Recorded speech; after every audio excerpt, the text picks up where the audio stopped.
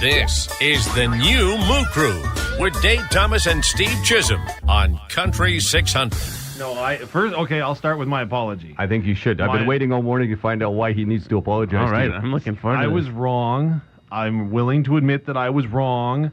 I thought there was no garbage collection between Christmas and New Year's this year, but there is collection between Christmas and New Year's this year, so anything derogatory that I might have said about worrying about the Cosmo bins being filled up, I apologize. A news release was issued by the city of Saskatoon yesterday to set me straight, so I apologize for misinformation. I like the way this is starting. That's great. It just goes to show, Dave, it goes to show that they're listening to you. Yeah, and they want to respond to your needs. That's what the city is about. That's right. Okay, let's start. Let's do it. Let's not burn up this thing, but fire pits was on your minds yesterday at City Council. Can you walk us through some of the thought process? Because this is such a divisive issue.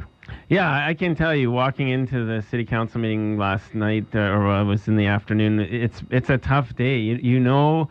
And we've had fire pits come up probably every 2 years. I've been on council for 11 years, and it's a very emotional issue.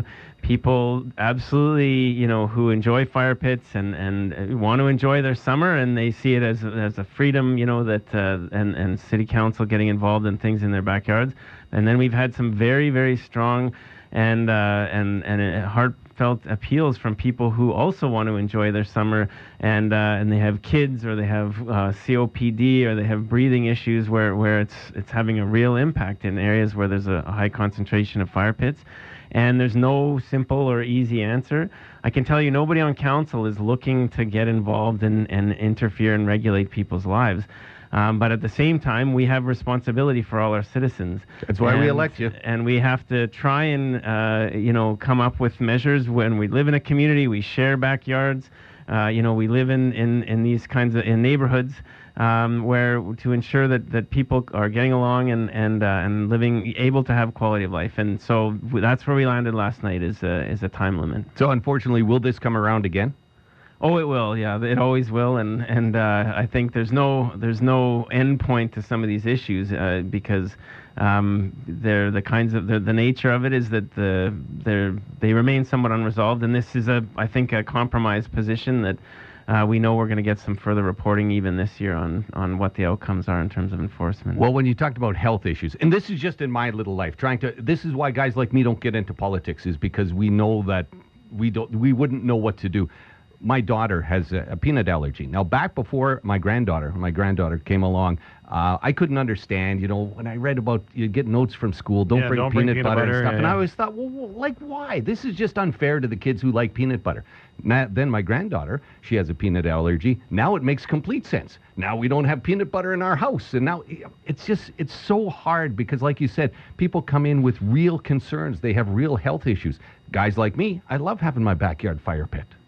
So you have to decide. And I would ask all those people who feel mad and who feel that there's an infringement on their freedom, I wish you would come to council and hear the debates and listen to the people who are raising their concerns about their family concerns. It's a minority of situations where there's a real health issue, but where it has a real impact on people's ability to sleep, people's ability to breathe, and so I get concerned when I see people just dismissing that outright and pretending like this is some conspiracy by council to get involved. We don't want to get involved and regulate things, but we do have a responsibility to try and ensure people can have a quality of life in our city.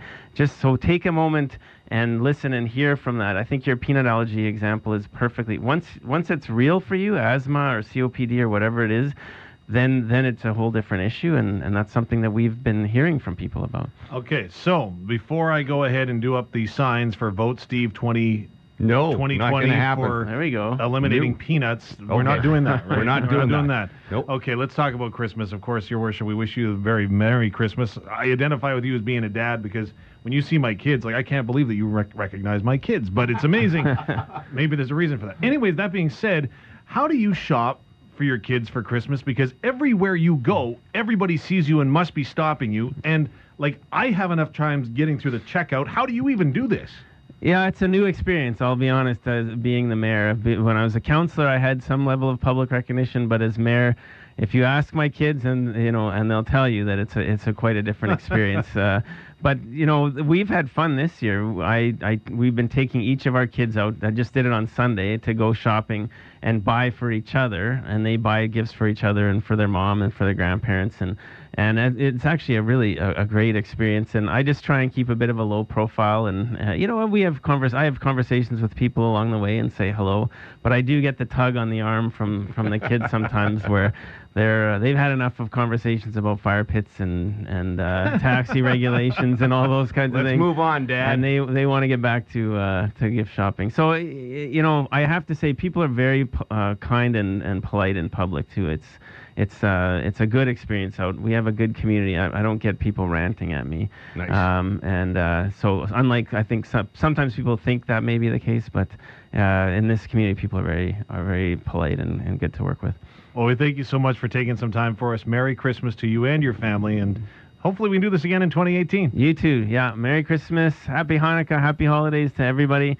And I look forward to more conversations. The new Moo Crew with Dave Thomas and Steve Chisholm on Saskatchewan's most listened to radio station, CJWW.